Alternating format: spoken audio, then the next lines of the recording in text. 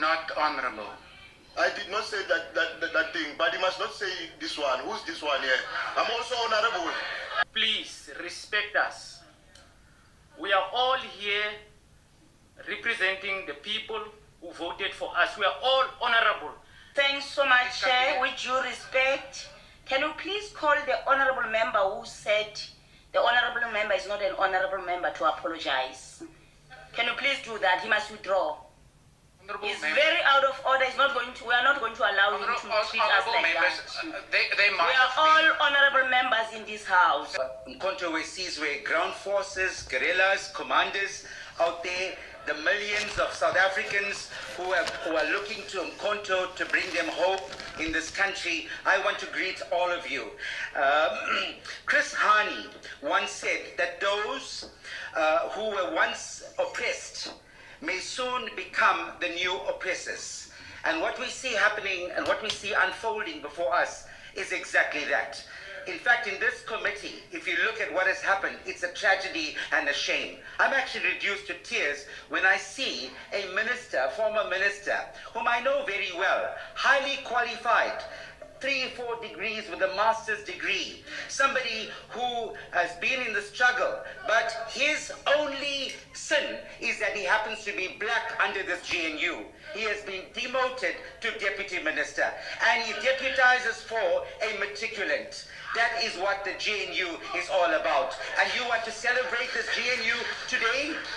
It is a shame and a shock. ANC leaders will be turning in their graves if they see the behavior of some of these Ramaphosa ANC members in Parliament today. It's a shocking assault on the majority of South Africans who have been looking to them to bring them some form of hope. I stand before you today as a member of Mkhonto Wesizwe party led by President Jacob Zuma. We carry the hopes, the dreams, and the aspirations of the majority of South Africans who wallow in poverty and whose future seem to have been bleak until we've come onto the scene. We will not be fooled into thinking that everyone here are our friends. In fact, we have many here who are enemies of the people of this country. What we see today is a compromise, like the constitution of this country, a plan by the handlers of Ramaphosa and the former oppressor, the DA, to steal and destroy the future of the black African child in this country. This carefully orchestrated arrangement. Honorable member, please just take your seat for a moment. There's a point of order.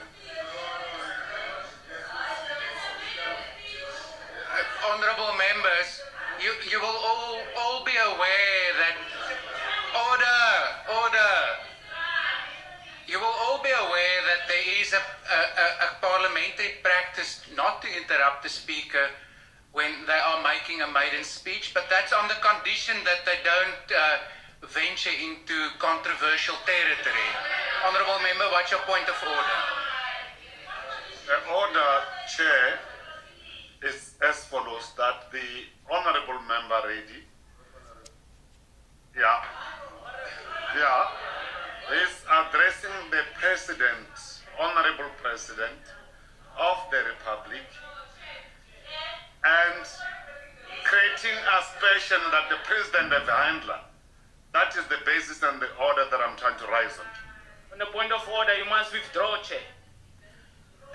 He can't say to a honorable member, it's not honorable.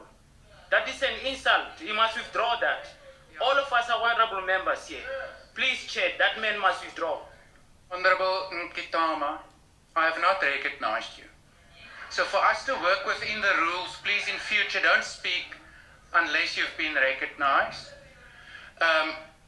Honorable member on the podium, it is part of our rules to refer not to members of this House, and the same courtesy is afforded to the President of the country, by name or first name only. So in future, please at least refer to the President as Mr. Ramaphosa. For the rest, honorable members, I'm protecting this member's freedom of speech. Others have made other comments as part of debate. The member is debating. Please continue. Thank you, Mr. Ramaphosa. So what these people, the enemies of this revolution, are doing is they are celebrating the fact that so much, Chairperson. Thanks so much, Chair. With due respect, can you please call the honourable member who said the honourable member is not an honourable member to apologise? Can you please do that? He must withdraw.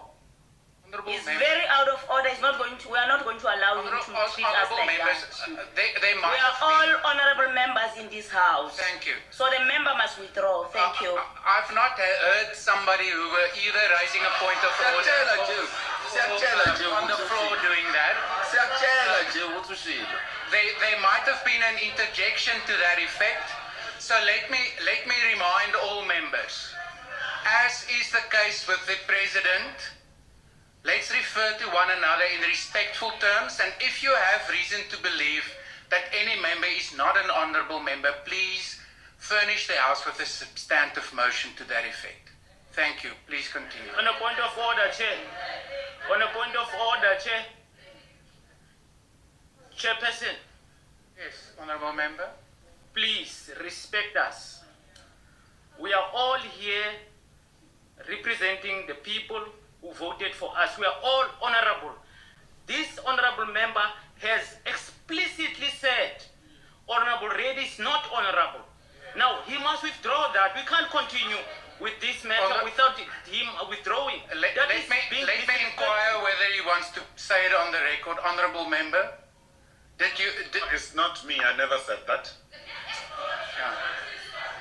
Thank you. Is this why? Yeah. The honourable member next to the member who made the... Honourable member, did you say that the Honourable Reddy is not honourable? I did not say that thing, but you must not say this one. Who's this one here? I'm also honourable. You can't just say this one. Thank you. Honourable members, order.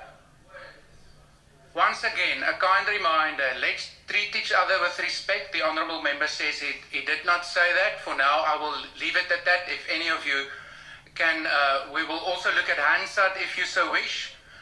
If it is captured there, we will come back to the House. Honourable Reddy, please continue. Thank you, House Chair. So what we see today is that there are enemies of the struggle who are celebrating the fact that over 55% of our country's population, especially black South Africans, live in abject poverty. Youth unemployment rates in this country is the highest in the world, and our economy, including the JSC and big construction tenders, remain dominated by racist whites. The future of the black child has never been on more shakier ground than it is today. So, House Chair, let's get straight into this budget and let's unmask what is really happening here and why the MK party will not be supporting this budget. This budget has been slashed like all other budgets. You've heard the minister speak about the cuts in the budget, and let me tell you why. Over 1 billion rand had to be found suddenly overnight to accommodate a GNU, to bring in additional ministers that were never planned.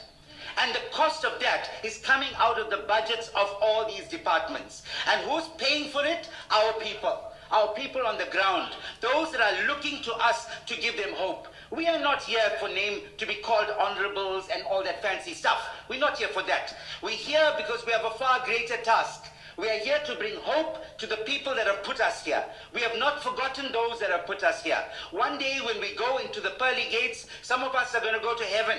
Others are going to go to hell. And when we go there, we are going to meet people like Oliver Tambo. We're going to meet people like Chris Hani.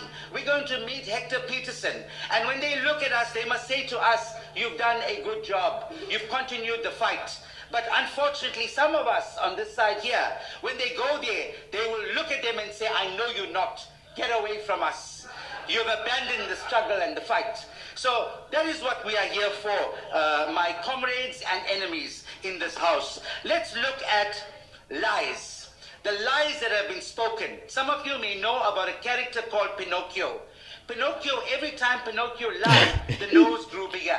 So we have a big nose. And the nose gets bigger every time a lie is spoken. What were the lies? The lies were we're going to create jobs. There was no jobs they were creating. In fact, we were shedding jobs. Instead of government hiring people, government was firing people. The same, the nose started growing bigger.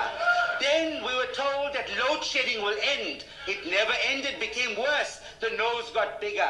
We were told that the economy will be shared among black people in this country. That nose grows bigger. So you figure out who that nose belongs to. The EPWP allocation in this budget has been slashed by 27%. And you know what this means? It means more South Africans are going to be put out on the street without a job. How does it feel today? Where's your conscience that you are going to support a budget that's going to put thousands of people out on the street and they're not going to have food to feed their children? That is the reality. In eThekwini municipality in KZN alone, in the past 2 weeks, 10,000 EPWP workers have been put out of work because this department failed to honor what President Zuma started. He started a program where government will be hiring people through government departments, EPWP in particular, 6 million work opportunities through the EPWP program. And what did Mr. Ramaphosa say? He said government will not be employing people. He said the private sector will start to do that. And yet during apartheid, there were no whites in apartheid that were unemployed. Do you know that? There were no whites. Even an uneducated, unskilled white who maybe just had a matric had a job. They gave them a job somewhere. And today when this government tries to do the very same thing for the black people that they represent, what are we told by Mr. Ramaphosa? That government must not employ its people. And we are sitting here and trying to say that we want to support this budget. How can we go back and face our voters and our members and our supporters in our communities and tell them this is what you've done? You've taken the food out of their tables. This is a shame, and it is something we cannot support as Mkhonto Wesizwe. Some of us, you want to turn a blind eye to corruption. Every time rogue politicians and officials loot state coffers, the poorest pay the price. Friends, in this department, the minister announced 3 million rand that was being lost to cybercrime. Announced that. And we can also tell you that we've got information that Jean du Plessis, he is the Mark Juster of this department, owning a company called SKG Africa Consulting. Also needs to be investigated. But what do? They rush this budget. In half an hour presentation, they want us to support it. When these things happen, you know there's something they want to hide. Mr. Minister, you go deeper in this budget. There's something there that they're keeping away from you as well. I thank you.